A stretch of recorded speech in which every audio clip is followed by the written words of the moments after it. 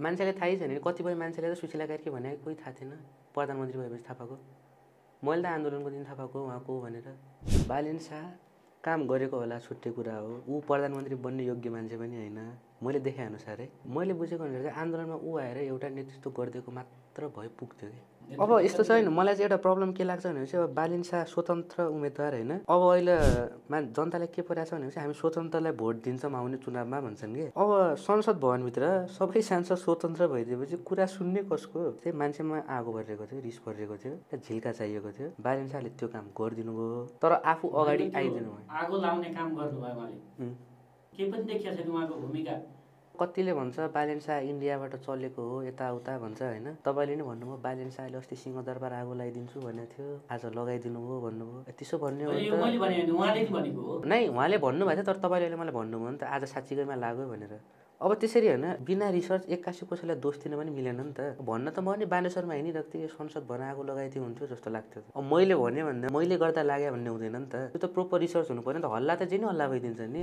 मलाई चाहिँ सादा सिम्पल नेपाल चाहियो मलाई कुनै यहाँ 10 करोड गाडी पनि चल्नु छैन मलाई कुनै 20 तलाको बिल्डिङ पनि चाहिएको छैन सबै सुखी हो सबै खुसी हो शान्त होस् त्यो मान्छेलाई जति भयो पनि पुग्दैन कि अमेरिकाको मान्छेले अमेरिका नै डेभलप भएको छैन जस्तो लाग्ला नेपालको मान्छेले नेपाल भएको छैन जस्तो लाग्ला मान्छेको निड त बढ्दै जान्छ नि त आज लाख चाहिएला भोलि करोड चाहिएला हो त्यसै गरी नै आज होइन बाटै नभए बाटोमा 2 लेनको बाटो चाहिएला भोलि 4 लेनको बाटो चाहिएला त्यसपछि 16 लेनको बाटो चाहिएला मान्छेको निड बढ्दै जान्छ त्यही शेरबहादुर आउँछ भन्ने छैन नि त राम्रो मान्छे छैन र त्यो एजमा पुग्यो राम्रो मान्छे छैन त छान्न सक्नुभयो त अब छान्नु पर्यो नि त मान्छे हेर्नु पर्यो राम्रो मान्छे उठ्नु पर्यो तिमीलाई आफ्नो क्यालकुलेसन गर्न सक्नु पर्यो हामीले एनालाइज गर्नु पर्यो कतिको छ के छ भनेर मेरो विचारधारा चाहिँ 25 वर्षको मान्छेले मन्त्री बनेर काम छैन तर जस्तै सेन्टर अफ स्टेट मैले सपोज कसैलाई माने अब त्यो व्यक्ति नै भ्रष्ट भयो भने त स्टेट त कोल्याप्स हुने भयो त्यसमा त केही शङ्का नै भएन हो तर सबै जनताले मानेको संविधान भनेको चाहिँ एउटा बोनाफाइड हुनुपर्छ त्यसको आधारशिला चाहिँ कस्तो हुनुपर्छ भने त्यो केही गरी पनि कोल्याप्स नहोस् त्यो भ्रष्ट हुनु भएन त्यो चाहिँ मेरो विचार हो एउटा प्रोपर हुन्छ नि अब म उम्मेदवार उठेँ भनेपछि मेरो एउटा क्वालिफिकेसन हुनु पर्यो कि म ओडाध्यक्षमा उठेँ भने चाहिँ मैले ब्याचलर पास गरेर आउनु पर्यो कि एउटा नियम बनाउनु पर्यो कि जस्तै कि अब तपाईँको अहिले त जो नै उठिदिन्छ नि त हो किन भन्नु न तपाईँ पार्टीको पछि पछि हिँडेछ उठ्दैछ जनता पनि कस्तो छ नि त 1000 रुपियाँ दियो भोट हाल्दै हुन्छन् गाउँतिर त्यही जनताले होइन शेरबहादुर देउवालाई गाली गरे आज होइन त्यही जनताले त्यसैले जिताएर पठाए होइन कुनै बेला त्यसैले जिताएर पठाए होइन अनि अहिले आफै त्यसलाई गाली दिएर हुन्छ सुरुमा त आफूले गाली गरौँ न मैले किन त्यसलाई जिताएँ मैले किन त्यसलाई जिताएँ मैले त्यसलाई किन उठ्न दिएँ मेरो टोलले किन भोट दियो भनेर त सुरुमा आफूले क्वेसन गरौँ न भोट दिने बेला आफै भोट दिने ठाउँमा पुऱ्याउने बेला आफै ठाउँमा पुऱ्याउने झन्डा बोक्दै शेरबहादुर देउवा जिन्दाबाद हिँड्दै भन्दै हिँड्ने पछि अनि आफ्नो छोराछोरी विदेश जानु पर्यो नेपालमा अपर्च्युनिटी पाएन भनेर रोएर हुन्छ 24 गतेको जुन परिवर्तन पछि नि सुरुवात कहाँबाट हुनु पर्थ्यो सुरुवात संविधानमा 2-4 बुँदा थप्नु पर्थ्यो हल्का चेन्ज गर्नु पर्थ्यो होइन मलाई चाहिँ के लाग्छ भनेपछि नेपालभरिको 77 जिल्लाबाट एउटा मान्छे ल्याएर आउनु पर्थ्यो जुन त्यो जिल्लाले चाहेको हुन्छ नि मतलब एउटा बाटो देखाउने टाइपको उहाँको लिडर जस्तो हुन्छ नि सबैले ल्याएर राखेर सबैको सोच विचार गरेर एउटाले छान्नु पर्थ्यो अब सुशीला कार्की अहिले प्रधानमन्त्री हुनुभयो होइन कहाँबाट अचानक आउनुभयो मलाई पनि थाहा भएन थियो अब जेनजीको आन्दोलन थियो होइन जेनजीको आन्दोलनमा दुर्गा प्रसाद एक दिन अगाडि आउँछु भन्दाखेरि नआइज भन्ने सुशीला कार्की चाहिँ उहाँ अब अलिक बुढै हुनु भइसक्यो होइन 70 वर्षै पुग्नु भयो होला उहाँ चाहिँ आन्दोलनमा आउनुभयो त्यही त क्रस गरिसक्नु भएको होला उहाँ आन्दोलनमा आउनु मलाई चाहिँ एउटा कुरा के नराम्रो लाग्यो भनेपछि उहाँ अब मलाई थाहा थिएन को हुनुहुन्थ्यो भनेर है सर्वोच्च अदालतको प्रधान न्यायाधीश हुनुहुने रहेछ त्यो आन्दोलनमा त्यहाँ आफै सहभागी हुनुहुन्थ्यो उहाँको लागि त जे भयो भने एउटा मन्दिरको पुजारी भने जस्तै अदालतको त जज हुनुहुन्छ नि त त्यो आन्दोलनमा त्यहाँ आफै भड्काउने त्यहाँ पनि किसिमले भड्काउनु नै भयो नि त त्यो त म नाइ भन्दिनँ नि त उहाँले पनि त अब कस्तो थियो भनेपछि मनमा सबैको रिस थियो आगो बलिरहेको थियो हल्का झिल्का मात्रै चाहिएको थियो कि आगोलाई बढाउनलाई ब्लास्ट हुन हल्का झिल्का मात्रै चाहिएको थियो नि त त्यो अब सबै भयो दोस्रो दिन मलाई के लाग्यो उहाँ पनि अब आन्दोलनमा सहभागी हुनुभएको थियो होइन उहाँले त सम्झाउनु पर्ने हो नि त नगर भनेर आफू जुन मन्दिरको पुजारी थिए त्यही पुजारी भएको थियो त्यही मन्दिरमा आगो लाउन गयो नि त उहाँको नेतृत्वमा भएको केटाहरू त जेनजी पुस्ता त थियो नि त उहाँको सपोर्टमा थिएन त आफू जुन मन्दिरको पुजारी थिए त्यही मन्दिर आगो लगाउन सक्ने कस्तो मान्छे हो त भन्न खोजेँ मैले अनि त्यो जेनजीले त्यो प्रधानमन्त्री पदमा चाहेको व्यक्ति चाहिँ को हो त मैले भने त सबैको आफ्नो आफ्नो विचारधारा हुन्छ के हेर्नु अब तपाईँले एउटा मान्छे मन पर्ला उसलाई एउटा मन पर्ला मलाई एउटा मन पर्ला होइन अब सबैको चित्त बुझाउन त सकिन्न नि त संसारमा त अब नेपालमा 3 करोड जनसङ्ख्याको 3 करोडकै आफ्नो आफ्नो विचारधारा होला नि। अब कसैले बालेन्सा भन्देला, कसैले हर्क साम्पाङ भन्देला, कसैले के भन्देला, कसैले मै भन्छु भनिदिन्छ। तर अब के भइदियो भनेपछि अब सबैको समानतामा चाहिँ उहाँलाई सोसल मिडियामा क्रेज बढ्दै के मान्छेलाई थाहै छैन। कतिपय मान्छेले त सुशीला कार्की भनेको कोही थाहा थिएन, प्रधानमन्त्री भएपछि थाहा पाएको। मैले त आन्दोलनको दिन थाहा पाएको उहाँको भनेर। अब सोसल मिडियामा जसले ऊ गर्यो त्यही नै माथि पुग्दैछ कि यसलाई। त्यो आन्दोलनले नि आन्दोलनको एउटा मर्म के थियो भने युवा पुस्ता नेतृत्व तहमा पुगोस् भन्ने थियो नि, होइन? पुग्यो त? अब अहिलेको परिस्थितिमा देख्दाखेरि चाहिँ युवा पुस्ताको खासै समावेशिता भएको देखिँदैन। तर एउटा कुरा के भन्दाखेरि अब जस्तै भन्यो साथीले भने जस्तै हामी अब कसैले मै प्रधानमन्त्री बन्छु भन्दा मै मन्त्री पद, जस्तै मन्त्री पद भनेको सस्तो कुरा पनि होइन। केही एउटा एक्सपिरियन्स भएको केही जानेको बुझेको मान्छेलाई नै बनाउनुपर्छ। तर जहाँसम्म मलाई लाग्छ जेनजीको भावना विपरीत चाहिँ अलिकति चाहिँ सरकार गएकै हो, मतलब अहिले यो जुन बनेको नयाँ सरकार। तर छैन नि त, जेनजी बुझ्दै छैन त्यहाँनिर नेतृत्व गर्ने, कसले त्यहाँ गएर नेतृत्व गर्ने, को त्यहाँ गएर छलफल गर्ने, भोलिको नेपाल कस्तो भनेर चाहिँ त्यो योजना बनाउने जेनजी बुझ्दै छैन। अनि तिनै कुरामा पुस्ता नआएर को आउँछ र भन्नु त? होइन तपाईँ सुन्नु, म भन्छु यो बारे चाहिँ होइन। मलाई चाहिँ के लाग्छ भनेपछि मेन प्रब्लमै एउटा त लिडर भएन, प्रोपर एजेन्डा भएन। तर अब भोलिको नेपाल चाहिँ कस्तो हुनुपर्छ भनेपछि हामीभन्दा बुढो मान्छे हुन्छ नि, जस्तै तपाईँहरूको एजको मान्छेले नेतृत्व गरेर जेनजीले दुःख गरेर आफ्नो आउने अर्को पछाडिको पिँढीको लागि चाहिँ देश बनाउनुपर्छ भन्ने छ। किनभने अब जेनजी अब तपाईँ 25 वर्षको मान्छेले देशको प्रधानमन्त्रीको पद दिएर हुन्छ? त्यो मान्छेले सक्दैन नि त। अब सक्छु भनेर हुँदैन नि त, बोल्नु र गर्नुमा त फरक पर्छ नि त। बोल्न त मै भनिदिउँला नि म प्रधानमन्त्री भन्छु भनेर, तर त्यहाँ आएपछि त म गर्न सक्दिनँ नि त।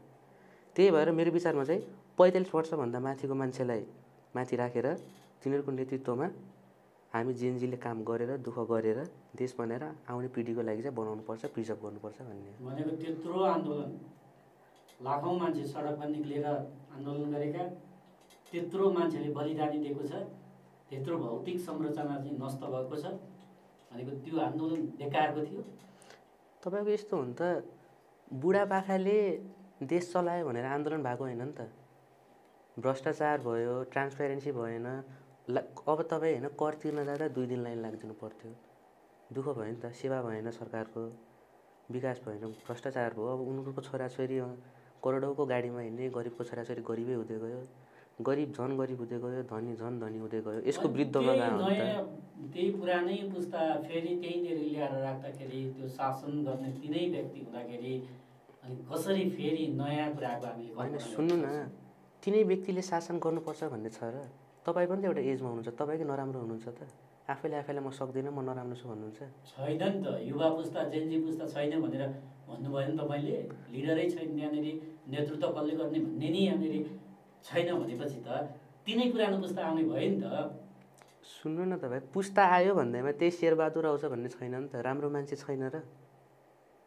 खोइ त त्यो एजमा पुग्यो राम्रो मान्छे छैन त? छान्न सक्नुभयो त? अब छान्नु पर्यो नि त, मान्छे हेर्नु पर्यो, राम्रो मान्छे उठ्नु पर्यो, तिनीहरूलाई आफ्नो क्यालकुलेसन गर्न सक्नु पर्यो, हामीले एनालाइज गर्नु पर्यो कतिको छ के छ भनेर। किनभनेपछि 25 वर्षको युवालाई मन्त्री बनाएर काम छैन भन्छु म चाहिँ। मेरो विचारधारा चाहिँ 25 वर्षको मान्छेले मन्त्री बनाएर काम छैन। तपाईँले देखेको नयाँ नेपाल कस्तो हो? मैले देखेको नयाँ नेपाल चाहिँ सुरुमा संविधान संशोधन गरौँ, एउटा त्यो धेरै प्रोपोगेन्डा फैलाइन्छ। एउटा चाहिँ सेन्टर अफ स्टेट चाहिँ एउटा हाम्रो जुन कल्चरल रूपमा छ, जुन कल्चरल हिसाबमा छ, त्यो अनुसारले संविधान बनाएर चाहिँ हरेक विद्यालयमा बिहान भगवत गीताको एउटा श्लोका अड्डेको हिसाबमा गयो भने यो, किनभने सुरुमा देश विकास गर्नलाई आफू विकसित हुनु पऱ्यो नि त, आफू भित्रबाट बलियो हुनु पऱ्यो। हो नेपालीको यो मुहार फेर्नको लागि चाहिँ मेरो विचारमा हामी चाहिँ सुरुमा आफू स्पिरिचुअली स्ट्रङ भएपछि मात्रै देशको विकास हुन्छ। तपाईँले त्यो भन्दै हुन्थ्यो नि संविधान परिवर्तन गर्नु पर्यो। हजुर, संविधानमा के कुराहरू परिवर्तन गर्नु पर्यो भन्नु त? जस्तै संविधानमा परिवर्तन भन्दा पनि संविधान संशोधन गर्नु पर्यो। किनभने के संशोधन गर्नु पर्यो संविधानमा? जस्तै म के भन्छु भन्दाखेरि सेन्टर अफ स्टेटको हो नि त, सेन्टर अफ जस्तै सबैभन्दा सर्वोपरिको हो संविधान हो नि, होइन हो? सबैले संविधानलाई मान्छन् भने एटलिस्ट संविधानलाई पनि बोनाफाइड गर्ने एउटा कुरा चाहियो नि त। संविधान त सबैले सर्वस्वीकार्यै छ नि त। हजुर, तर जस्तै सेन्टर अफ स्टेट मैले सपोज कसैलाई माने, अब त्यो व्यक्ति नै भ्रष्ट भयो भने त स्टेट त कोल्याप्स हुने भयो, त्यसमा त केही शङ्का नै भएन। हो, तर सबै जनताले मानेको संविधान भनेको चाहिँ एउटा बोनाफाइड हुनुपर्छ। त्यसको आधारशिला चाहिँ कस्तो हुनुपर्छ भने त्यो केही गरी पनि कोल्याप्स नहोस्, त्यो भ्रष्ट हुनु भएन। त्यो भनेको चाहिँ त्यो चाहिँ मेरो विचार हो। भनेको के प्रत्यक्ष कार्यकारी प्रमुख? हजुर, प्रत्यक्ष सरकार प्रमुख। हजुर, प्रत्यक्ष कार्यकारी प्रमुख त्यो त एउटा हुनु नै पऱ्यो, त्यो त जेनजीको एउटा एजेन्डा पनि थियो होइन। अनि त्यही हो। अनि यो राज्यको संरचना कस्तो हुनुपर्छ? राज्यको संरचना जस्तै नेपाल भनेको अब यो 7 प्रदेशमा जुन नेपाल देशलाई विभाजित गरियो, यो चाहिँ यो प्रदेश चाहिँ सुरुमा खारेज हुनुपर्छ। त्यसपछि किनभने एउटा यत्रो सानो देशमा किन यत्रो गरेर हामी बजेट खेर फालिरहेछौँ, त्यसको सट्टा बरु अरू कुनै कार्यमा होइन त्यसलाई उपयोग गर्न सकिन्छ होला नि त। भनेको शासन प्रणाली चेन्ज हुनु पर्यो, निर्वाचन प्रणाली चेन्ज हुनु पर्यो। हजुर, त्यो नभइकन भोलिको सुन्दर नेपालको हामीले कल्पना गर्न सक्दैनौँ। गाह्रो छ, सकिएन। किनभने जस्तै अब फेरि यो प्रदेशको कुरा अनि शासन प्रणालीको कुरा, फेरि त्यसमा धेरै कुरा आउँछ, निर्वाचन प्रणालीको कुरा आउँछ। यो भनेको त हामीले आफैले बनाएको कुरा होइन, यो सबै संविधानमा छ नि त होइन। हो, यो संविधानलाई चाहिँ संशोधन गरेर चाहिँ अब फेरि यो एक रातमा भोलि नै हुने आजै हुने कुरा पनि होइन। यसलाई बिस्तारै संशोधन गरेर चाहिँ अब लाग्ला, समय लाग्ला, तर यो उसलाई चाहिँ हामीले खारेज गर्नै पर्छ प्रदेशको उसलाई चाहिँ। तपाईँले चाहिँ देखेको कस्तो नेपालमा त? मैले चाहिँ तपाईँले मैले अघि भने जस्तै मलाई चाहिँ सादा सिम्पल नेपाल चाहियो। मलाई कुनै यहाँ 10 करोडको गाडी पनि चढ्नु छैन, मलाई कुनै 20 तलाको बिल्डिङ पनि चाहिएको छैन। सबै सुखी होस्, सबै खुसी होस्, शान्त होस्। मान्छेको अब यस्तो मान्छेलाई जति हो पनि पुग्दैन कि। अमेरिकाको मान्छेले अमेरिका नै डेभलप भएको छैन जस्तो लाग्ला, नेपालको मान्छेले नेपाल भएको छैन जस्तो लाग्ला। मान्छेको निड त बढ्दै जान्छ नि त। आज लाख चाहिएला, भोलि करोड चाहिएला हो। त्यसै गरी नै आज होइन बाटै नभए बाटोमा 2 लेनको बाटो चाहिएला, भोलि 4 लेनको बाटो चाहिएला, त्यसपछि 16 लेनको बाटो चाहिएला। मान्छेको निड बढ्दै जान्छ। तर मैले भनेको जस्तै चाहिँ हल्का इलेक्सनमा चाहिँ फेर्नुपर्छ होइन। अब उठाउनलाई पनि मलाई चाहिँ के लाग्छ भनेपछि जस्तै एज तोक्या हुन्छ होइन, मलाई चाहिँ क्वालिफिकेसन नै तोक्नुपर्छ जस्तो लाग्छ है। अब त्यो 12 पास 10 पास तोकेर त भएन होइन, एउटा प्रोपर हुन्छ नि। अब म उम्मेदवार उठेँ भनेपछि मेरो एउटा क्वालिफिकेसन हुनु पऱ्यो कि। म वडा अध्यक्षमा उठेँ भने चाहिँ मैले ब्याचलर पास गरेर आउनु पऱ्यो कि। भनेको सार्वजनिक पदमा जानको लागि त्यसको शैक्षिक योग्यता यति हुनुपर्छ भन्ने त्यो पनि कानुनले उल्लेख गर्नु पर्यो, संविधानमा उल्लेख गर्नु पर्यो। एउटा नियम बनाउनु पऱ्यो कि। जस्तै कि अब तपाईँको अहिले त जो नै उठिदिन्छ नि त, हो कि नभन्नु न तपाईँ। पार्टीको पछि पछि हिँडेछ, उठ्दैछ। जनता पनि कस्तो छ नि त, 1000 रुपियाँ दियो भोट हाल्दै आउँछन् गाउँतिर।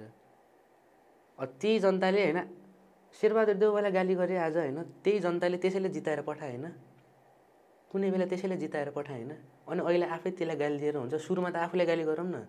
मैले किन त्यसलाई जिताएँ, मैले किन त्यसलाई जिताएँ, मैले त्यसलाई किन उठ्न दिएँ, मेरो टोलले किन भोट दियो भनेर त सुरुमा आफूले क्वेसन गरौँ न। भोट दिने बेला आफै भोट दिने, ठाउँमा पुर्याउने बेला आफै ठाउँमा पुर्याउने, झन्डा बोक्दै ए शेरबहादुर देउवा जिन्दाबाद हिँड्दै भन्दै हिँड्ने। पछि अनि आफ्नो छोराछोरी विदेश जानु पर्यो, नेपालमा अपर्च्युनिटी पाएन भनेर रोएर हुन्छ। भनेको त्यो निर्णायक तहमा त फेरि सामान्य पब्लिक नागरिक नै छ नि त। फेरि त्यो नागरिकले किन कुरा बुझ्न नसक्यो? अवेरनेसै छैन कि। मैले भने त अघि नेपाली जनता हुन्छ नि, जता लगाए त्यतै लाग्ने छ कि। आफ्नो स्वार्थ मात्रै हेर्छ। तपाईँको कस्तो हुन्छ भनेपछि होइन, आफूले गरौँ भन्ने विचारधारा नै छैन कि। कसैले गर्दै हुन्थ्यो, म बेडमा सुतेर खान्छु, कसैले मलाई मुखसम्म भात ल्याइदियो हुन्थ्यो भन्ने छ कि। अब अहिले तपाईँले जति मन्त्रीलाई गाली गर्नु, त्यही जिल्लाको संसद उठ्या होला, मन्त्री भयो होला, त्यही जिल्लाको नागरिकले भोट दिए होइन संसद हुनलाई। दिएको हो किन भन्नु न। तिनीहरूले जिताएर तिनी आन्दोलनमा गए त मूर्ख को त? देशमा सबसे पावरफुल को छ? जनता छैन? जनताले नै नेता बनाउने होइन। फागुन 21 गते चुनाव हुँदैछ। यो चुनावमा युवाको भूमिका चाहिँ अब कस्तो हुनुपर्छ भन्नु? युवाको भूमिका केही हुनु पर्दैन। हेर्नु सिधा कुरा, राम्रो मान्छे नि चुनावमा उठ्या हुन्छ। एकजना मात्र चुनावमा उठ्दैन नि त। चुनावमा 10 जना उठ्या हुन्छ। राम्रो 10 जनामा एउटा न एउटा त राम्रो मान्छे उठ्छ नि त। राम्रो मान्छेलाई भोट देऊ, राम्रो मान्छेलाई जिताम, त्यति हो। आफूले गर्न सक्ने जति श्रमदान गरौँ बरु। म चाहिँ त्यही भन्छु, बाटोमा सफा गर्न जाऊ, जे गर्न जाऊ गर। चुनावमा होइन खटिँदा चाहिँ केही फरक पर्दैन कि। बरु अरूलाई केही थाहै छैन भने आफूसँग भाग ज्ञान दिउँ, अवेर गराम मान्छेलाई, राम्रो मान्छेको बारेमा आफूले नै बरु सोसियल मिडियामा पोस्ट गरिदिउँ। किनभने कस्तो हुन्छ भनेपछि अब कतिजना उठ्याछ भनेर मलाई नै थाहा हुँदैन नि त, मेरो वडाबाट को उठ्याछ भनेर। अब घरकोमा जे कुरा गऱ्यो त्यही हुन्छ नि त। म चाहिँ के हुन्छ, राम्रो मान्छे उठ्याछ आफूलाई थाहा छ भने त्यसको बारेमा सबैलाई भनौँ भन्छु। तपाईँ फागुन 21 को चुनावमा जाने चुनाव लड्नलाई? चुनाव लड्न त मैले अघि नै साथीले पनि कुरा राख्नुभयो, जस्तै म पनि चुनाव लड्न योग्य छुइनँ। ममा केही क्वालिफिकेसन के छ त? मैले केही देखेको छैन, देश देखेको छैन। अझै म आफ्नो भनौँ न एउटा ब्याचलर्स फेजमै छु। अब हामीले चाहिँ सकेसम्म बुझेको जानेको क्वालिफाइड मान्छेलाई चाहिँ पुर्याउनुपर्छ ठाउँमा। भनेको के अब ब्याचलर सकेर फेरि विदेशतिर जानु तपाईँ? अब त्यो त समय परिस्थितिले बताउने कुरा। तपाईँहरू यत्रो युथ हुनुहुन्छ, यत्रो विचार छ तपाईँहरूसँग, तपाईँहरू यत्रो पढालेखा हुनुहुन्छ, अनि देशको लागि केही गरौँ, यहीँ बसेर चाहिँ देश बनाउनतिर लागौँ भन्ने चाहिँ अधिकांश युवाहरू, तपाईँ मात्र होइन, धेरै युवाहरूमा त्यो ज्ञान चाहिँ अझै पनि आएको छैन क्या। होइन, मलाई के लाग्छ भने हाम्रो समस्या नै यही छ क्या। यो त्यो my body, my family, my country, यो जुन छ नि, योबाट चाहिँ हामी पर उठ्नुपर्छ क्या। सुरुमा आफूले जानु क्या, त्यसपछि देश आफै भन्छ। जस्तै अब विदेश जाने कुरा भन्नुभयो, अब म त्यो बाटोमा पनि गइनँ। जस्तै विदेश जाने, अब नेपालमा पनि गरी खानालाई राखेको त केही पनि छैन अहिलेको परिस्थितिमा भनौँ न। अब आउने परिस्थिति हो हामीले बनाउने हो, त्यो म मान्छु।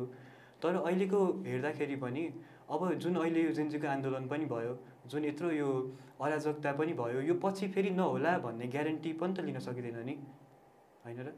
अब यो कस्तो भन्दाखेरि अब पनि सुध्रिएनन् भने अब फेरि यो नहोला पनि भन्न सकिँदैन क्या। त्यसैले देशमा अब हामीले भविष्य देख्ने पनि कमै छ। अब भनौँ न, वैदेशिक चलखेल हुन्छ कि अथवा के हुन्छ कि अचानक कोही व्यक्ति आउँछ। वैदेशिक चलखेल त जुन 23 गते 24 गते जुन आन्दोलन भयो नि, त्यो पनि विदेशी शक्तिले यो आन्दोलन गराएका हुन् भनेर भनेको छ। तपाईँहरूले बुझ्नु भएको छ त्यो कुरा? हजुर, त्यो कुरामा पनि हामी जस्तै जेनजी पुस्ता भनेको प्रविधि मैत्री पुस्ता नै हो। अब अहिले एउटा इन्टरनेटमा हाम्रो कस्तो छ भने इन्फर्मेसन ओभरलोड छ क्या, जतितिरबाट आउँछ नि त। अनि त्यो कुराहरू चाहिँ लुक्न सकेको छैन। अब कसैले रको खेल पनि भन्छन्, कसैले सिआइएको खेल पनि भन्छन्, र कतिपय यो एनजिओहरूमा हेर्दाखेरि विदेशी फन्डिङहरू पनि आएको देखिन्छ। त्यसले चाहिँ अलिकति संशय चाहिँ बाहिरकै वैदेशिक चलखेल पो भएको हो कि अचानक कोही व्यक्ति आएर रातारात पदमा पुग्ने, होइन? कसैले भनौँ न, मेजोरिटीले नाम नसुनेको व्यक्ति पनि अचानक आएर पदमा बस्ने भनेको त कतै न कतैले शङ्काको थोरै त राख्छ नि। बालेन शाहको भूमिका कस्तो लाग्छ तपाईँलाई? बालेन शाहको भूमिका जस्तै मेरो विचारमा के हो भन्दाखेरि, बालेन शाह राम्रो व्यक्ति हो, नराम्रो व्यक्तिमा भन्दिनँ। तर उहाँलाई चाहिँ मलाई एकदम ओभर हाइप भएको जस्तो लाग्छ। किनभने उहाँले जे गर्नुपर्ने काम हो उहाँ त्यो गर्नुभएको छ। तर योभन्दा अगाडिको व्यक्तिले त्यो पनि गर्नुभएको थिएन र मात्र हो। तर अब जुन यो जेनजीको आन्दोलनमा आधारित रहेर भन्नुपर्दाखेरि चाहिँ बालेन शाहको भूमिका चाहिँ अलिकति राम्रो पक्षमा चाहिँ नदेखेको हो कि भन्ने चाहिँ अलिकति लाग्छ। जस्तै अलिकति यो जनतालाई आक्रोशित पार्ने, होइन, फेसबुकमा स्ट्याटसहरू मात्र राखेर बोल्ने, आफू अगाडि नआउने। अब सायद बालेन शाहले नेतृत्व लिइदिएको भए त जेनजीको विशेष मर्म यो पनि थियो क्या, एउटा बालेनले चाहिँ आएर आफ्नो नेतृत्व ल्याओस् भन्ने थियो। तर बालेन शाहले त्यो गर्नु भएन। सायद अब उहाँको नि केही होमवर्क गरिरहनु भएको पनि हुनसक्छ, अहिले भनिहाल्न पनि मिल्दैन। तर जुन यो जनतालाई जसरी आक्रोशित पार्ने यो थियो, यो चाहिँ अलिकति राम्रो देखिएन। बालेन शाहले के भनेको थियो अलि अगाडि? म सिंहदरबार आगो लगाइदिन्छु भनेको थियो। साँच्चीकै आगो लगाइदिए? ठिक रहेछ नि बालेन शाह? म चाहिँ उसैको सपोर्टमा पनि छैन। हेर्नु, बालेन शाह काम गरेको होला छुट्टै कुरा हो, ऊ प्रधानमन्त्री बन्ने योग्य मान्छे पनि होइन मैले देखेअनुसारै। उसले चाहिँ केही गर्नु, मैले बुझेको अनुसार चाहिँ आन्दोलनमा ऊ आएर एउटा नेतृत्व गरिदिएको मात्र भए पुग्थ्यो कि। आन्दोलनको अब यस्तो छ होइन, मलाई चाहिँ एउटा प्रब्लम के लाग्छ भनेपछि अब बालेन शाह स्वतन्त्र उम्मेदवार होइन। अब अहिले जनतालाई के परिरहेको छ भनेपछि हामी स्वतन्त्रलाई भोट दिन्छौँ आउने चुनावमा भन्छन् कि। अब संसद भवनभित्र सबै सांसद स्वतन्त्र भइदिएपछि कुरा सुन्ने कसको? त्यो त एउटा समस्या। अनि सुन्नु न, भूमिका चाहिँ कस्तो लाग्यो बालेन शाहको? मान्छेलाई मैले अघि तपाईँले भने जस्तै मान्छेमा आगो भरिरहेको थियो, रिस भरिरहेको थियो, झिल्का चाहिएको थियो। बालेन शाहले त्यो काम गरिदिनु भयो। तर आफू अगाडि त्यो आइदिनु भयो। आगो लाउने काम गर्नुभयो उहाँले। उम्, त्यसपछि के पनि देखिएको छैन उहाँको भूमिका। भित्री रूपमा आफ्नो भूमिका उहाँले के गर्नुपर्ने गरिरहनु भएको छ, तर पब्लिकली देखिने गरी सिंहदरबार आगो लाग्दै गर्दाखेरि उहाँ कहाँ हुनुहुन्छ थाहा भएन। मान्छे मरे कति 74 कतिजना मान्छे मरिसके, ती मान्छे मर्दाखेरि एउटा सहानुभूति पनि उहाँबाट देखिएन भनेको उहाँको भूमिकामाथि पनि कति शङ्का गर्ने ठाउँ त देखियो नि, होइन? अब यस्तो हो, अब कतिले भन्छ बालेन शाह इन्डियाबाट चलेको हो यताउता भन्छ होइन। तपाईँले नै भन्नुभयो बालेन शाहले अस्ति सिंहदरबार आगो लगाइदिन्छु भनेको थियो, आज लगाइदिनु भयो भन्नुभयो। त्यसो भन्ने हो मैले भने होइन, उहाँले नि भनेको हो। सुन्नु न, नै उहाँले भन्नुभएको थियो, तर तपाईँले अहिले मलाई भन्नुभयो नि त आज साँच्चीकैमा लाग्यो भनेर। अब त्यसरी होइन, बिना रिसर्च एक्कासी कसैलाई दोष दिन पनि मिलेन नि त। भन्न त म नि बानेश्वरमा हिँडिरहेको थिएँ, संसद भवन आगो लगाइदियो हुन्थ्यो जस्तो लाग्थ्यो त। अब मैले भने भन्दैमा मैले गर्दा लाग्यो भन्ने हुँदैन नि त। त्यो त प्रोपर रिसर्च हुनु पऱ्यो नि त। हल्ला त जे नि हल्ला भइदिन्छ नि। अनि यो हल्ला होइन, फेरि उहाँले बोलेको कुरा हो र उहाँले जे बोलेको थियो त्यही भयो क्या पछिल्लो समय। त्यो भएर उहाँको भूमिका चाहिँ कस्तो लाग्छ भनेर मैले सोधेको। उहाँको भूमिका चाहिँ मैले भने जस्तै मान्छेमा रिस परिरहेको थियो, उहाँले आगो छट्ट आगो फालिदिनु भयो, मान्छे पट्के त्यति हो। अब के हुनुपर्छ? कस्तो अब के गर्दा चाहिँ देश त जसरी जुन परिवर्तन भयो नि, अब फागुन 21 गते चुनाव भएन भने झनै संवैधानिक जटिलता आउँदैछ, संवैधानिक सङ्कट आउँदैछ भनेर धेरै विश्लेषण पनि गरेका छन्। सत्य हो। जस्तै संविधान भनेको सर्वोपरि हो, सबैले मान्नुपर्ने कुरा हो। अब अहिले जुन यो भएको कुरा पनि अवश्य नै गैर संवैधानिक पनि छ कतिपय पक्षहरूमा। अब फागुन 21 गते जुन यो चुनाव भएन भने चाहिँ त्यसमा त्यो पछि चाहिँ झनै यो संविधानको चाहिँ मर्म हुँदैन। किन भन्दाखेरि जब जनताबाट निर्वाचित व्यक्ति आएनन् भने त यो त अटोक्रेसी नै त भयो नि एक प्रकारको। अहिले जुन मन्त्री पदमा जुन हुनुहुन्छ, अब कसैले चित्त नबुझ्ला कसको विचार के होला, कसको विचार के होला, किनभने उहाँहरू त कसैले भोट गरेर आएको होइन नि त। हो त्यही भएर चाहिँ फागुन 21 गते चुनाव हुनैपर्छ संविधानलाई ट्र्याकमा ल्याउनको लागि। हजुर अवश्य पनि हुनैपर्छ चुनाव। त्यही हो। चुनाव त अब हेर्नुहोस् हुनैपर्ने कुरा हो होइन, तर मलाई चाहिँ चुनाव हुँदैन जस्तो लाग्छ। किन नहुने? सरकारले चुनावको मिति घोषणा गरिसक्यो, सबै दलहरू फागुन 21 गते चुनावमा सहभागी हुनुपर्छ भनेर लागिसके। अनि त्यो शङ्का गर्नुपर्ने ठाउँ चाहिँ कहाँ छ? चुनावको लागि अब हेर्नु इन्फ्रास्ट्रक्चर त देशको सबै ध्वस्त भइसक्यो, प्रशासनदेखि पुलिस स्टेसन सबै ध्वस्त छ। कर्मचारी पनि खटाउनु पर्छ। हेर्नुहोस् त्यत्रो खटाउनलाई, चुनाव गराउनलाई कति पैसा खर्च हुन्छ त? सुरुमा अब पुलिस स्टेसन बनाऊँ कि त्यो म्यादी प्रहरी भन्छ तिनीहरूलाई खटाम त्यो त राज्यले व्यवस्था गरिहाल्छ नि। त्यो अब त्यसको लागि नै लोन काट्ने फेरि के छ अन्तिममा तपाईँलाई भन्नै पर्ने कुराहरू सरकारको नेतृत्वमा पुगेका व्यक्तिहरू अथवा राजनीतिक दलको नेतृत्व तहमा पुगेका व्यक्ति अथवा त्यो तपाईँहरू जस्तै जेन्जी पुस्तालाई के भन्नु मन छ? पहिले अन्तिममा टुङ्गाउनु पर्दाखेरि चाहिँ जेन्जी पुस्तालाई पनि म के भन्न चाहन्छु भन्दाखेरि यसरी अराजक भएर यसरी नेतृत्वहीन भएर यो हल्लाको भरमा चलेर देश बन्दैन। हामीले चाहिँ एउटा बोनाफाइड कुरालाई हामीले अप्रोच गरेर संवैधानिक रूपमा नै अगाडि बढ्नुपर्छ, किनभने कानुनी राज्य बिनाको त उपाय छैन। तपाईँलाई के छ भन्नुपर्ने कुरा? मलाई पनि त्यही हो, सेम। हल्लाको पछाडि नलगाऊ, आफूलाई नै सुधारौ। पहिला आफूलाई हेरौँ म कस्तो छु, म को हो भनेर आफूलाई चिनौँ, त्यसपछि बल्ल अरूको कुरा काटौँ भन्छु म चाहिँ। सुरुमा आफू राम्रो भएपछि अरूको कुरा काटौँ, त्यसरी नै सुरुमा आफू राम्रो भयौँ, त्यसपछि बल्ल चुनावमा सहभागी हौँ, सबैलाई हेरौँ, आफ्नो प्रतिनिधिहरू हेरौँ को छ के छ। सबभन्दा राम्रो मान्छेलाई अब कसरी चुनाव जिताउन सकिन्छ त्यसरी नै जिताएर ठाउँमा पुर्याउँ, त्यही हुन्छ। आइदिनु भयो, दुवैजनालाई धन्यवाद छ। ठिक छ, केही बाँकी रह्यो? केही